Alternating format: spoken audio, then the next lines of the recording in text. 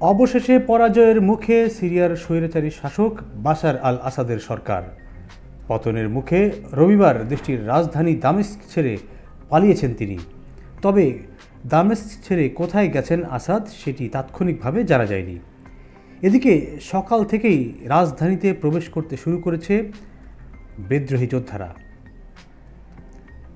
আন্তর্জাতিক গণমাধ্যমগুলোর বরাতে জানা গেছে, সিরিয়ার রাজধানী দামেস্কের দিকে দ্রুত গতিতে অগ্রসর হচ্ছে বিদ্রোহীরা।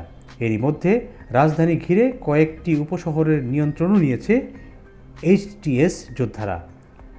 শনিবার পর্যন্ত বিভিন্ন এলাকায় গোলাগুলির আওয়াজ পাওয়া গেলেও বর্তমানে কোথাও কোনো প্রতিরোধের লক্ষণ দেখা যায়নি।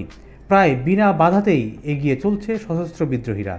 এছাড়া কয়েকটি কারাগার থেকে কয়েদিদের বের করে আনার খবরও শোনা যাচ্ছে।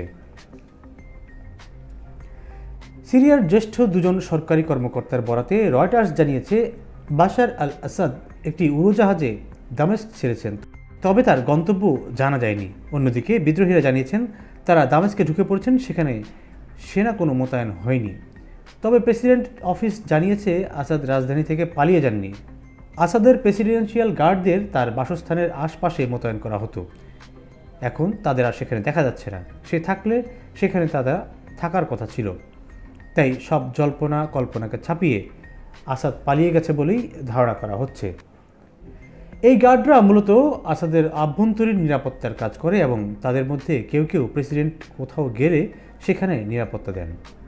সূত্রটি আরও জানিয়েছে, আসাদ ঠিক কোথায় অবস্থান করছে এই বিষয়ে বিদ্রোহী বাহিনীর কাছে সুস্পষ্ট কোনো গোয়েন্দা তথ্য নেই। তারা তাকে খুঁজে বের করার চেষ্টা চালিয়ে যাচ্ছে। অপরদিকে প্রেসিডেন্ট বাশারের কার্যালয় থেকে একটি বিবৃতিতে বলা হয়েছে, কিছু বিদেশি গণমাধ্যম গুঞ্জন ও ভুয়া খবর ছড়িয়েছে। সেখান থেকে দাবি করা হয় প্রেসিডেন্ট দামেস্ক ছেড়েছেন বা দ্রুত অন্য দেশে চলে গেছেন, কিন্তু তা সত্য নয়। প্রেসিডেন্ট জাতীয় ও সাংবিধানিক কাজে ব্যস্ত রয়েছেন এবং রাজধানী দামেস্কেই আছেন বলেও দাবি করা হয় ওই বিবৃতিতে। এর আগে কৌশলগতভাবে গুরুত্বপূর্ণ শহর হোমসের নিয়ন্ত্রণ নেয় বিদ্রোহী গোষ্ঠী।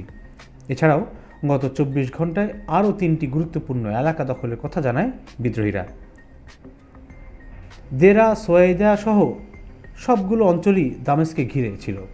দক্ষিণের বেশিরভাগ এলাকা থেকে সরে গেছে সিরিয়ার সেনাবাহিনীও, যদিও তা অস্বীকার করছে দেশটির প্রতিরক্ষা মন্ত্রণালয়।